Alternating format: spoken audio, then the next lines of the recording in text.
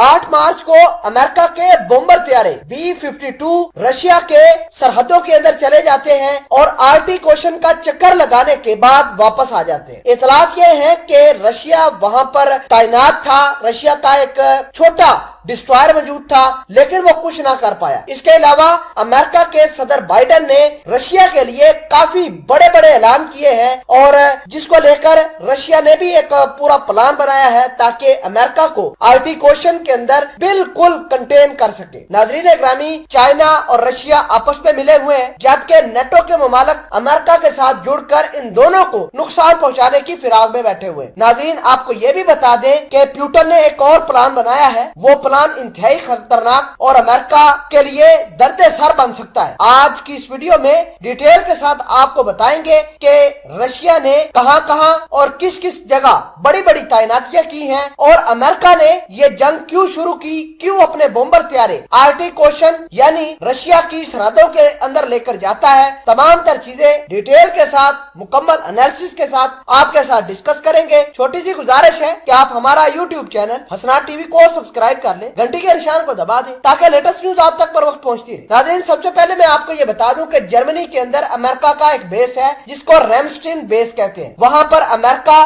के फौजी तैनात हैं। नेटो के तकरीबन 27,000 फौजी कुल मिलाकर वहां रहते हैं और यही रैमस्टीन बेस जो है रशिया को कंट्रोल करने, रशिया के एग्रेशन को मिनिमाइज करने के लिए इस्तेमाल होता है। अमेरिका के तकरीबन 2 से 3 बॉम्बर तैयारे जो थे वो इसी बेस से उड़ते हैं और आर्टिक ओशन जिसके ऊपर रशिया अपना क्लेम करता है वहां पर ये मंडलाने लगे। अमेरिका के बॉम्बर तैयारों के साथ स्वीडन के ग्रिपेन फाइटर जेट भी मौजूद थे जिन्होंने अमेरिका के बॉम्बर तैयारों के साथ मिलकर आर्टिक ओशन का चक्कर लगाना शुरू कर दिया। नाज़रीन, आपको ये बता दें कि आर्टिक ओशन के अंदर एक बैरेंट सी नाम की जगह है। ये मछलियां बहुत ज्यादा है इसके अंदर और पूरी दुनिया के मछेरों का जो अमाजगाह समझी जाती है या जन्नत समझी जाती है, इसी बैरेंट सी को समझी जाती है। आजकल यहाँ पर ना कोई मछली है और ना ही कोई मछेरा यहाँ मछलियां पकड़ने के लिए आता है, बल्कि रशिया ने इस बैरेंट सी के ऊपर अपने फौजी तैनात कर रखे हैं और अमेरिका आर्टिक ओशन के अंदर चक्कर लगा रहा है और बैरेंट सी के ऊपर मुकम्मल तौर पर रशिया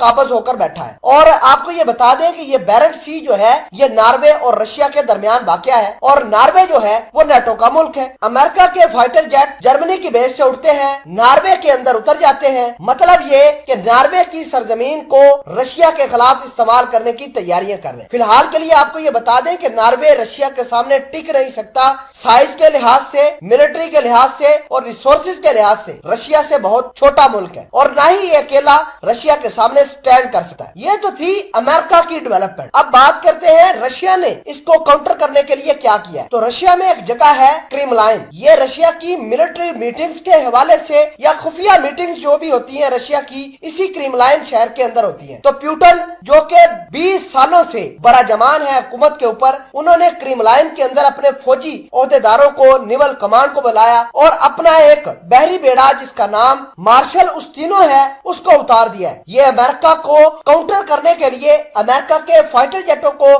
कंट्रोल करने के लिए उतारा गया है। आपको ये बता दें कि रशिया का ये बहरी बेड़ा जिसका नाम मार्शल उस्तिनो है, ये रशिया के लिए काफी अहमियत का हामिल है। रशिया इसके बगैर जंग नहीं लड़ सकता। तो समझ सकते हैं आप कि कितनी बड़ी अहमियत है इस मार्शल उस्तिनो की। नाज़रीन, सवाल ये पैदा होता है कि अमेरिका ऐसा क्यों कर रहा है कि रशिया के आर्टिक ओशन, बैरेंट सी के अंदर बार बार अपने बॉम्बर तैयारे भेज रहा है। तो उसकी वजह यह है कि चाइना और रशिया की आपस में बड़ी आजकल बन रही है। इन दोनों मुमालिक की पींगे आसमानों पर है। अमेरिका कभी भी रशिया और चाइना दोनों का मिलकर मुकाबला नहीं कर पाए। उसकी बड़ी वजह यह है कि चाइना ही अमेरिका को मान नहीं, ऊपर से रशिया आ जाए तो अमेरिका किस कदर इन दोनों मुल्कों का मुकाबला कर पाएगा। यकीनन अमेरिका की हार तय है और जिस तरह की डेवलपमेंट हो रही है, ये आर्टिक ओशन के ब्लू पानी के अंदर किसी बड़ी जंग का नतीजा हो सकता है।